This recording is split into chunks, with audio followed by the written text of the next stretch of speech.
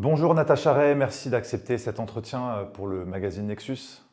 Alors, on t'a interviewé hier, l'interview a été publiée ce matin et aujourd'hui, c'était le grand jour, le jour des conclusions, du verdict, voilà, dans ton affaire dans laquelle voilà, tu étais avec Amandine Roy, accusée de diffamation.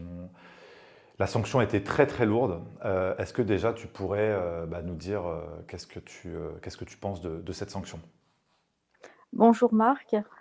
Eh bien, je ne suis, absolument pas surprise puisque je m'y attendais. Malgré tout, dans mon état, ça a quand même été un choc, hein, un de plus. Hem, donc je suis condamnée, à 8 000 € de dommages et intérêts envers Brigitte Macron, 5 000 € envers son frère fantôme, hem, 500 € d'amende avec sursis, d'amende pénale, plus 750 € d'amende civile pour la requête en récusation formulée par mon avocat la veille du procès, qui avait été donc refusée le jour du procès, plus 1 500 € de frais de remboursement d'avocat. Voilà, donc vous faites le total. Euh, Ça fait Écoutez, beaucoup. oui, mais être condamné par la Macronie, écoutez, moi je le prends comme une légion d'honneur. C'est un honneur, ça veut dire que je fais partie des vrais résistants, que je dérange vraiment le pouvoir. Vous savez, quand vous êtes condamné par cette justice, tout à fait, partiale, inéquitable, par 3 juges qui ont été nommés par Macron, bon, écoutez, c'est une décoration, c'est une médaille, pour, mon combat, de résistante, je veux le prendre comme un honneur. Bien entendu, nous faisons appel, hein, ça va de soi. Et bon, écoutez, ce soir, c'est surtout, la liberté d'expression, la liberté d'opinion et la liberté d'investigation qui sont bafouées dans une prétendue, démocratie. Voilà. Qu'est-ce que ton avocat a... Est-ce que tu as pu échanger avec lui et qu'est-ce qu'il a à dire de ce verdict? Alors j'ai pas encore pu échanger longuement avec lui, puis j'ai eu beaucoup de coups de fil. En plus, bon, j'ai aussi eu un malaise et cetera, donc la journée a été un peu, compliquée et agitée. Nous avons échangé, quelques minutes, donc bien sûr que nous faisons appel et puis il me dit de ne pas m'en faire et que, de toute façon, on ne peut pas prendre au sérieux cette, justice, qui obéit simplement aux heures de pouvoir et qui, n'est absolument pas, impartiale. Heu, voilà, c'est sans surprise, hein. Vous savez, moi je l'avais prévu, je pense Tu que t'attendais à une sanction aussi lourde financièrement? peut-être pas, non, peut-être pas, mais quand bien même il y aurait eu qu'1 € symbolique de dommages et intérêts, nous serions allés en appel.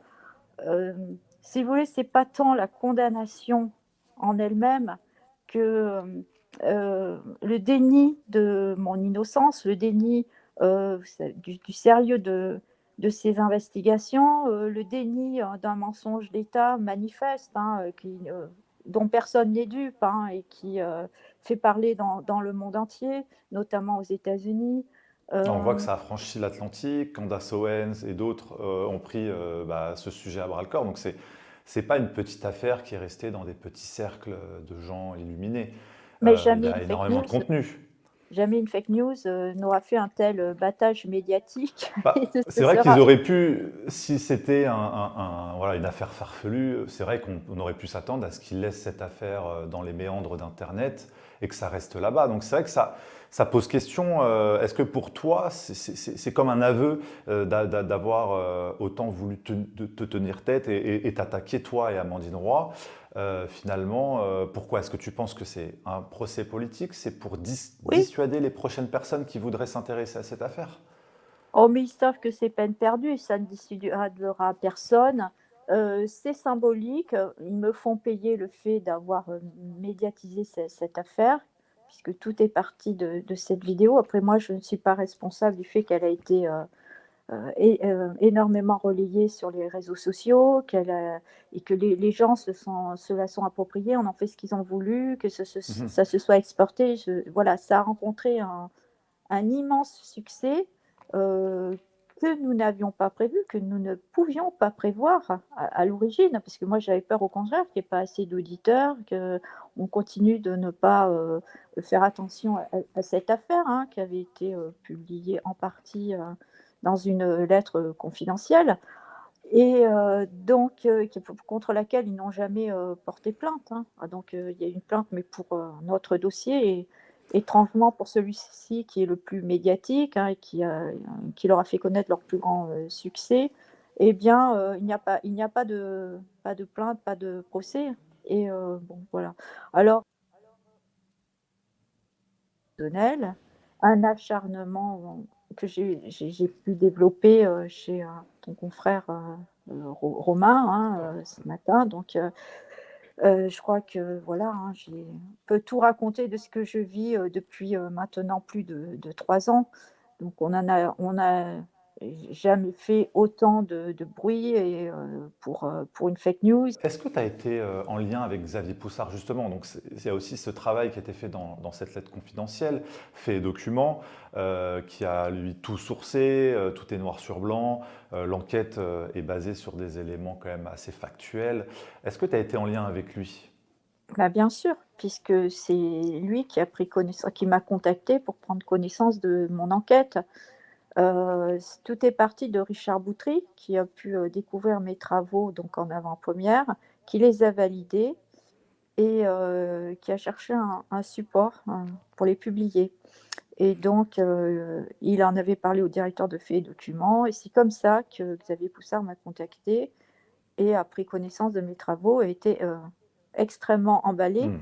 Alors il faut dire que lui, il étudiait, donc tout ce qui était publié sur le couple Macron, hein, mais il n'avait jamais, soupçonné Brigitte Macron, d'être, transsexuelle, hein. Il était bien, bien loin de cette hypothèse. Il ne connaissait pas Jean-Michel Trogneux, il ne connaissait pas, bah, tout ce qui a fait le succès de cette affaire et qui, a été repris en partie donc dans Faits et Documents, parce qu'il manquait des éléments de mon enquête, faute de place et puis Hmm. mon enquête, elle ne s'arrête pas là, c'est que je l'ai poursuivie après. C'est que, mon enquête, ce que j'ai pu dire dans la vidéo, c'était qu'une partie de ce que j'ai aujourd'hui. J'ai bien d'autres preuves à charge, j'ai bien d'autres, analyses, qui en plus ont été validées par un historien, que Mhm. j'avais mis, à disposition, lors d'une interview, chez, la lanceuse d'alerte suisse, Chloé Framery, donc et que j'ai, bien sûr, dévoilé à Emmanuel Anison, qui m'a suivie pendant plus d'un an, que j'ai remis à la justice. Il faut savoir que ce soit dans le procès de Caen en appel, du couple Auzière ou que ce soit pour ce procès, bien sûr où je n'étais pas, hein, vu, mon état de santé, Parce qu'on le mais mon rappelle, tu as des gros problèmes de santé et oui, tu peux pas te déplacer sur Paris pour écoutez, ce procès, quoi. voilà, quand on a un cancer métastasé, qu'on est sous traitement, bien sûr, voilà, je pense qu'on a une raison, légitime de ne pas se déplacer, quoi qu'en disent, certains journalistes de Marianne, hein, qui prétendent que je me suis faite porter pâle. Vous savez, c'est Alors, très, très dur effectivement, de lire ce genre de choses, hein. ouais, donc voilà, faut bien rétablir les faits. Tu es vraiment voilà, physiquement diminué, tu as des maladies, tu peux pas du tout te déplacer. Est-ce que tu as Et pu. la justice en a eu toutes les preuves, sinon, bien entendu, il m'aurait envoyé, la police ou les gendarmes pour me voilà, hein, pour m'emmener de force, me traîner de force, au tribunal parce que ma présence était obligatoire sauf, ben, bien sûr, Hmm. voilà, raison, de santé majeure, enfin quelque chose, vraiment, on va dire, de très important parce que là, il fallait pas avoir, justement une excuse bidon, hein. Mais selon, certains, journaleux, je enfin voilà, qui ne parlent absolument pas de mon cancer, hein. Il y a aucun journaliste, dans la presse mainstream qui en parle. Voilà, je serais quelqu'un qui aurait fui ma responsabilité et qui alors que je suis allée au procès de Caen, j'avais déjà le cancer, ça m'avait épuisée, j'en ai été malade en rentrant. Ça a été une épreuve, bon voilà, extrêmement, difficile. Ouais, parce que c'est pas ta première procédure, en tout cas, Non, celle non, non. qui te tombe sur la tête. Il y en a J'en ai eu eu une 3. autre, J'en ai eu il y en 3 a eu en tout, trois. une qui a voilà, il y en a une, qui a été annulée par la justice et puis il y a eu le procès le 1er procès, enfin le premier procès en première instance du couple Auzière, qui devait avoir lieu à Lisieux, et où nous n'avons pas été présentes, puisque nous n'avons reçu, Amandine et moi, la convocation qu'un mois plus tard. Et notre avocate n'avait même pas été avertie. Ouais, donc C'est c'est une supercherie totale.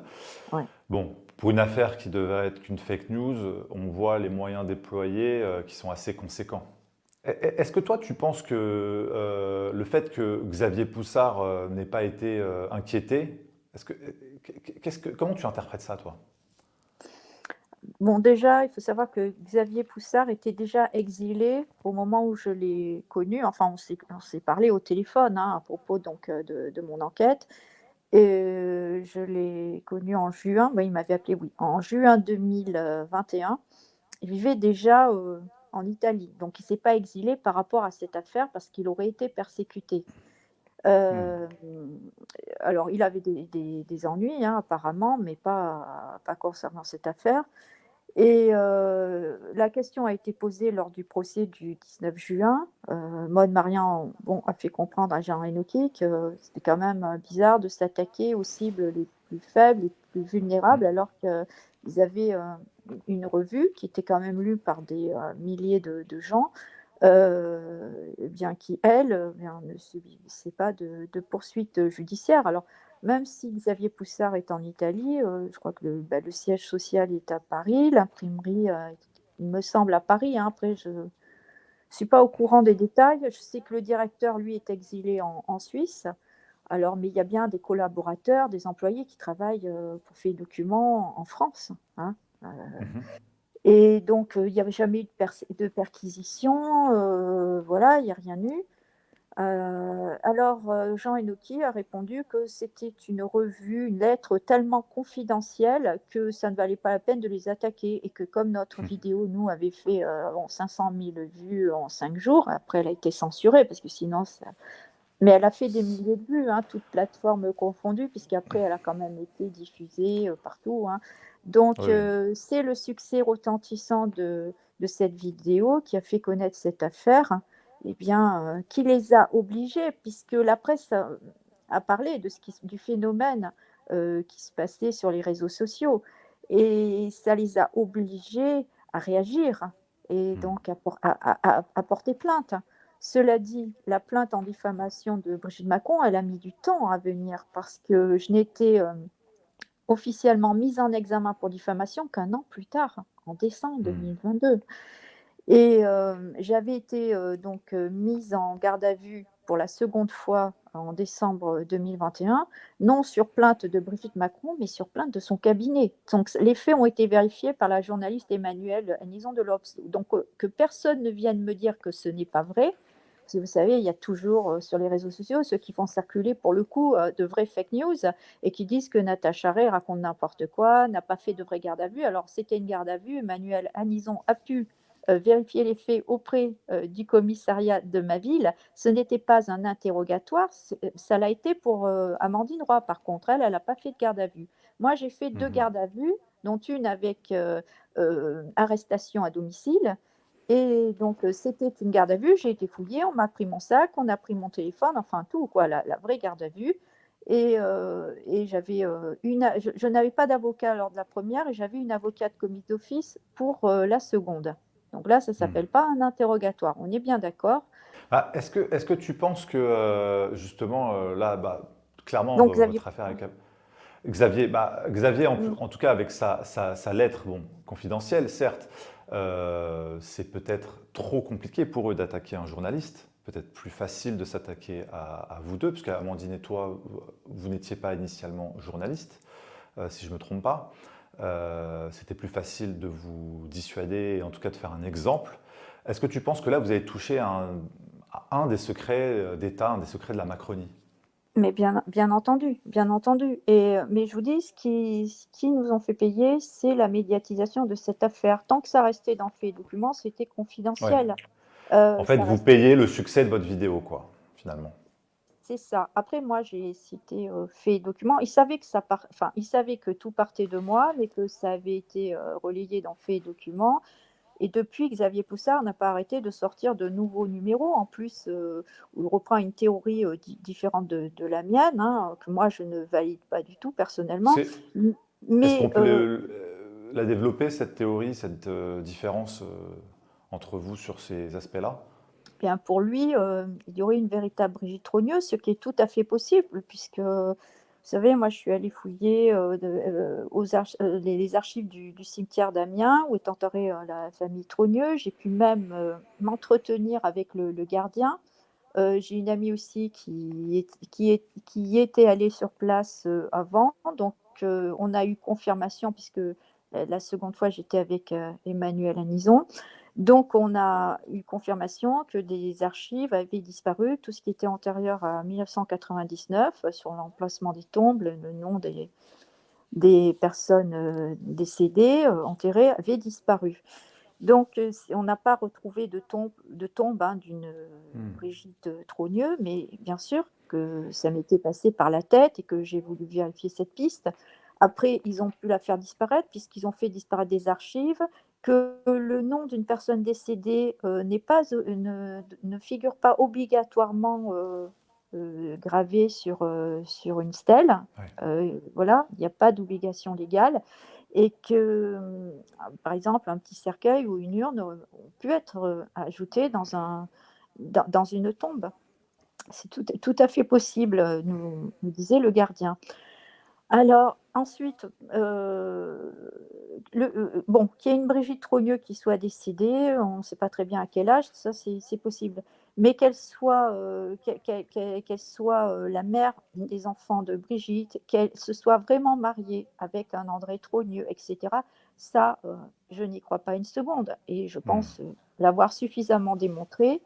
Il y a des pièces, mais vraiment, à conviction, mais très intéressante, hein, que j'ai remis au tribunal, euh, des preuves, des analyses d'archives, des échos du Touquet, de la Voix du Nord, hein, euh, qui sont indémontables, que Xavier Poussard ne veut pas accepter et qu'il met de côté, qu'il ne veut même pas relier parce qu'elles Hmm. ne vont pas dans le sens de sa théorie, qui est bien plus capillotractée pour le coup que la mienne. Alors qu'il dit que lui, c'est. Et en plus, alors lui, il affirme, il va beaucoup plus loin, hein, il affirme que Macron n'est pas le fils de ses parents, serait certainement un fils Rothschild ou je ne sais pas quoi, qu'il a été adopté par ses parents, alors que Macron, écoutez, Macron, il ressemble comme deux gouttes d'eau à ses parents, c'est le mix parfait entre les deux, il faut quand même manquer sérieusement de sens de l'observation pour ne pas le voir. Donc là, si vous voulez, moi, bon, alors ça pourrait m'arranger hein, de rajouter ça en plus. Mais non, Macron, il ressemble à sa mère, il a la même tignasse, il a le même nez, il a les mêmes yeux bleus, il a la forme de visage de son père, il a le même sourire. Alors après, je rappelle que Xavier Poussard hein, n'avait pas vu que Brigitte Macron avait un sérieux problème physique, et qu'il n'avait pas vu qu'elle. Voilà, hein, il avait rien vu, il n'avait pas vu la ressemblance flagrante avec Jean-Michel, mais maintenant, bon, voilà, il dit que ma thèse ne tient pas la route, que ma thèse est capillotractée, que en aucun cas les osières maintenant ne sont mouillés dans cette affaire, alors que je peux vous assurer qu'ils sont des acteurs majeurs de cette imposture qui couvre vraiment un mensonge d'État, que Jean-Loup est impliqué jusqu'au beaucoup dans cette affaire, a prêté son image à la photo de mariage truquée, qui n'est même pas une photo Hmm. originale, puisqu'ils sont incapables de sortir la photo ou les photos originales du mariage. Donc voilà, moi, vous Ah, c'est m'interrogez, ça, c'est toutes ces je vous anomalies. dis ce qu'il en est. Maintenant, Oui, c'est ça, c'est que dans cette affaire, il y a plein d'anomalies, de trous, d'éléments voilà, anormaux, oui, biographiques, etc. Même dans les documents que toi, tu es allé chercher, tu as demandé. En fait, il y a, peu importe finalement, bon, on aimerait bien connaître le fin mot de l'histoire et connaître mais toute la oui, et vérité personne ne sur peut tous les aspects. savoir, hein. Comment savoir, ce que j'allais dire, Marc, comment savoir, toi comment tu peux, est-ce que tu continues ton travail d'enquête? Est-ce que tu vas publier d'autres choses? Est-ce que tu as les moyens de poursuivre ton travail?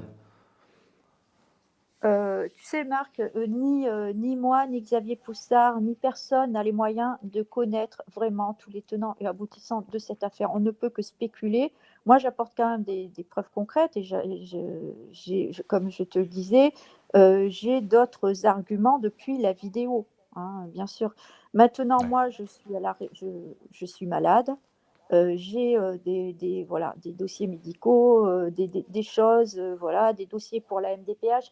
Je vis entre les dossiers médicaux et les dossiers juridiques, donc c'est pas évident. Là, je peux plus mener d'enquête, puis je peux plus prendre le risque de publier quoi que ce soit, puisque de toute façon, il me tomberait immédiatement dessus. ouais, Hein. Voilà, moi, je suis en plein dans le collimateur à fond. ouais. Donc là, c'est pas la peine de prendre des risques inutiles. J'ai assez de, voilà, hein, de procédures comme ça. Maintenant, des dossiers très complets ont été remis à la justice, hein, qui sont aussi épais qu'un livre. Et la justice n'en tient. Le problème, c'est le blocage avec la justice, qui n'a que de nom Ouais. de justice. Donc là, toi, par rapport à la décision du jour, cette condamnation, donc tu as fait appel.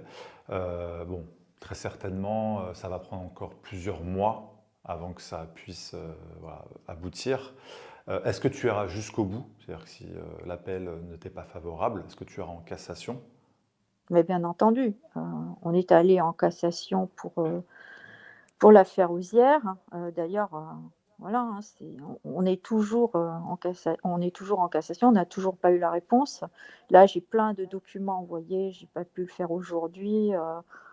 J'ai 1 kilo de documents envoyés à la Cour de cassation, d'observation de mon avocat, de courrier, puisque j'ai eu un retour et que c'était très enfin, la rapporteuse disait qu'elle allait mettre un avis défavorable à l'avocat général chargé de transmettre notre pourvoi et notre mémoire au président de la Cour de cassation. Donc, bien sûr, là aussi, tout est joué d'avance et je le Hmm. savais depuis le début. Mon Et avocat était pourtant, bien plus optimiste que moi, tu continues de te battre. mais parce que ne va Et, pas accepter et une décision. surtout, tu n'as rien à gagner en fait dans cette histoire finalement, tu as que des emmerdes. Pour l'instant, je n'ai gagné que des emmerdements, effectivement, et puis un cancer.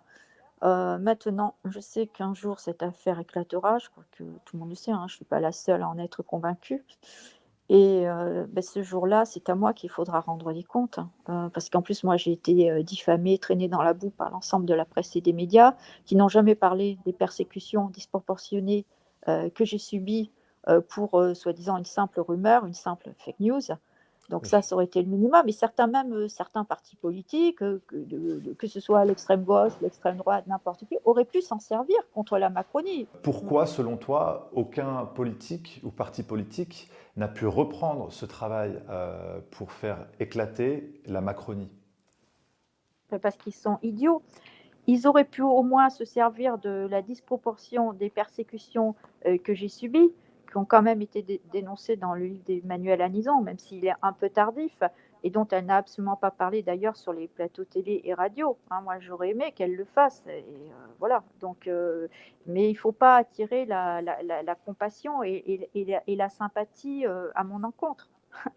Mais bon, des partis tels que l'extrême gauche ou l'extrême droite auraient pu dénoncer Oui. ces violences que j'ai subies pour une simple rumeur, une simple fake news sans la moindre importance, qui, selon eux, n'a pas la moindre crédibilité. Donc euh, pourquoi une telle disproportion? Pourquoi un acharnement comme ça, enfin, jusqu'à me provoquer de graves problèmes de santé? Pourquoi des arrestations à domicile avant que l'affaire ne soit médiatisée? Pourquoi des gardes à vue? Pourquoi des menaces sur ma vie? Pourquoi des menaces, des coups de fil anonymes? Pourquoi un drone devant la fenêtre de ma chambre? Pourquoi Ah un ouais. harcèlement des huissiers?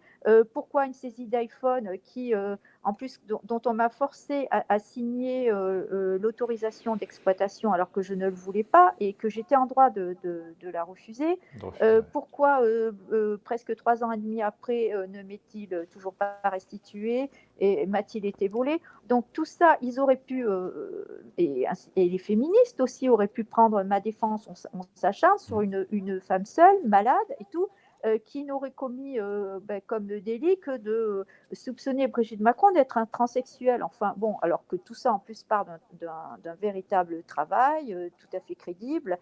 Si c'est repris aujourd'hui aux États-Unis, bon, c'est que ce n'était pas une rumeur comme ça, sans fondement, lancée Mhm. pour essayer de déstabiliser l'État. Enfin, il en faut plus. Vous savez, Jamais une fake Oui. news comme ça n'a fait autant de bruit, n'a fait le tour du monde, avec à la clé quand même des documents, une enquête. Enfin, c'est C'est- pas juste une rumeur sur Oui, le, oui, sans c'est pas une, argumentation. voilà, c'est pas une simple émission que vous avez faite avec Amandine qui se base sur rien. C'est vrai qu'il y a des éléments, il y a énormément de choses dysfonctionnelles, troublantes, anormales, des faits, des documents que vous avez publiés.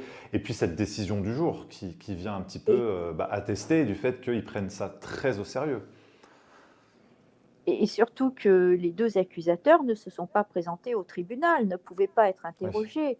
Et donc, et même si j'avais été en état, moi, de m'y rendre, hein, sachant qu'on m'a volé ce procès, qu'on a refusé de le reporter pour raison de santé grave, alors Hmm. qu'on a fait repousser celui de l'animateur télé Stéphane Plaza parce qu'il aurait des problèmes psychologiques. Et là, c'était pour des faits autrement plus graves que du Plus grave, détresse, c'était des bien violences sûr. conjugales. Donc déjà, on voit le deux poids, deux mesures, hein, de cette prétendue justice de parodie.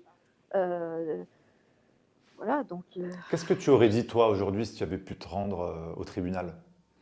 mais déjà, moi, j'aurais aimé pouvoir interroger Brigitte Macron et Jean-Michel Trogneux, mais ça n'aurait pas été possible.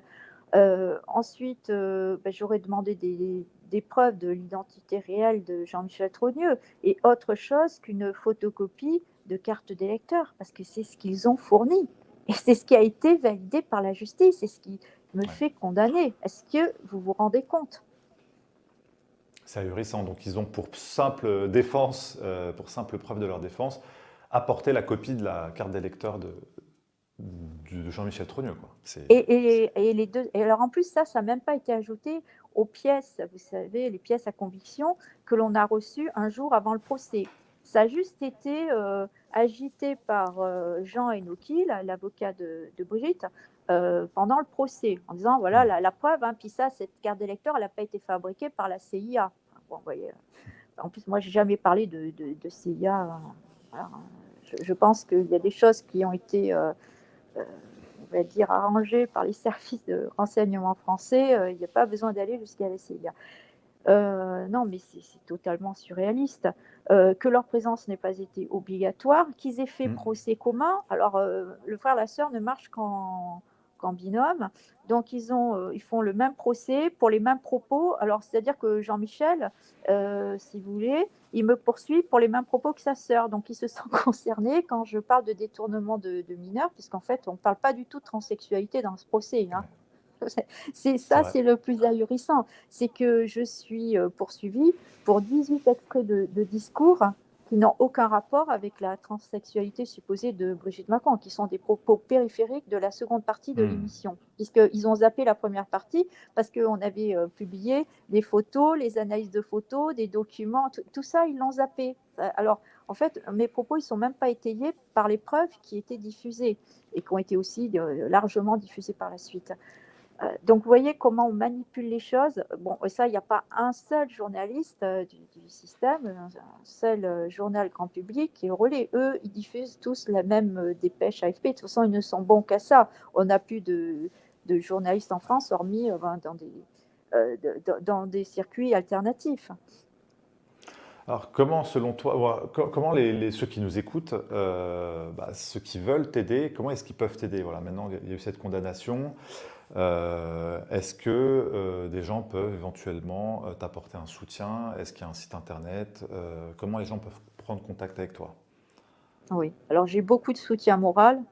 Je, Je reçois énormément de courriers, énormément d'emails, et pas que de France, du Canada, des États-Unis, d'Allemagne, d'Italie. C'est même incroyable. Voilà, donc je ne manque pas de soutien moral. J'ai des amis présents aussi. Par contre, voilà, il serait bien de m'aider, bien sûr financièrement, pour les frais de justice et les frais médicaux alternatifs. Il faut savoir que bon, quand on est atteint de cancer avancé, on ne trouve pas forcément de solution adéquate en France. Il faut aller se soigner à l'étranger, là aussi, hein, parce qu'en France, tout est interdit.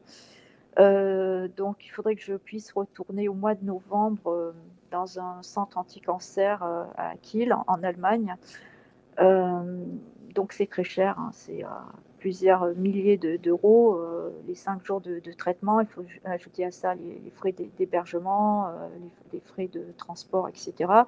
Il y a aussi tous les compléments alimentaires que je dois acheter chaque mois qui me reviennent à des centaines d'euros.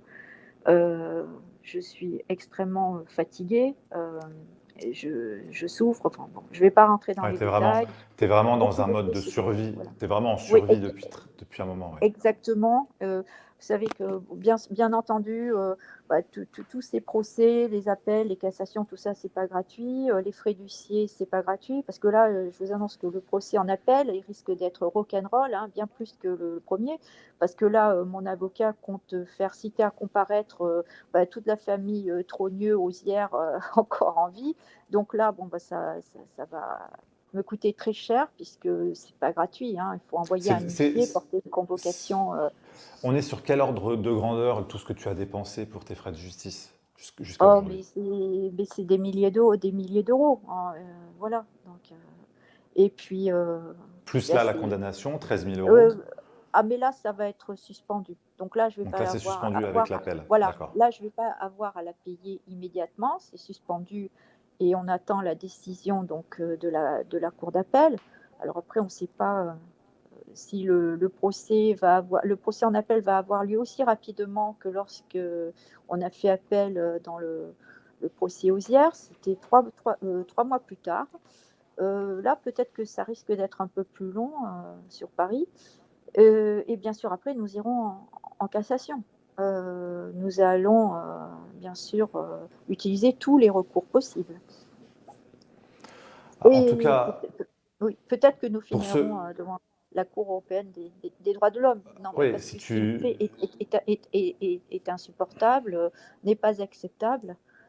S'acharner sur une femme malade à qui il reste peut-être que 2 ans de vie, hein, selon les médecins, euh, refuser le report du procès alors que j'avais une raison extrêmement valable et le faire en plus avancer, c'est d'une violence inouïe. Et tout ça, de toute façon, se paiera un jour, hein. Et que ce soit devant la justice de ce pays ou devant Dieu, mais de toute façon, il faut bien se dire que tout ça se paiera un jour. Et moi, je préfère encore être à ma place qu'à la leur. En tout cas, on ne manquera pas de suivre la suite de cette affaire, voilà, de ces condamnations, de l'appel. On va mettre évidemment tous les éléments dans la description de cette vidéo pour que les gens puissent te suivre, te soutenir. Et puis, j'espère qu'on pourra très très bientôt avoir les tenants et les aboutissants de ton enquête. En tout cas, voilà, je pense qu'on peut dire sans se tromper qu'on est vraiment sur un procès politique. Euh, Si c'était qu'une rumeur, ils auraient dû le laisser vraiment tel quel. Et je pense qu'ils ont voulu faire un exemple, en tout cas pour dissuader voilà, les autres de poursuivre ce boulot. Euh, Est-ce que tu as quelque chose à rajouter pour terminer cet entretien? Oh, j'ai pas grand-chose à rajouter, à part te remercier, Marc. Voilà. Donc là, Nexus m'a donné la parole.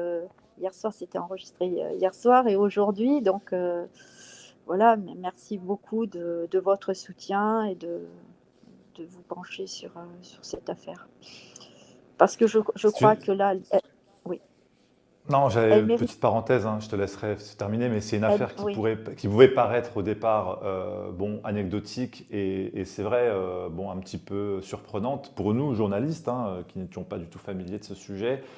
Et en creusant, force est de constater, en tout cas pour nous, que là où tu as mis le doigt, il y a énormément de choses anormales et mm, énormément de choses factuelles qui méritent une réelle enquête. voilà.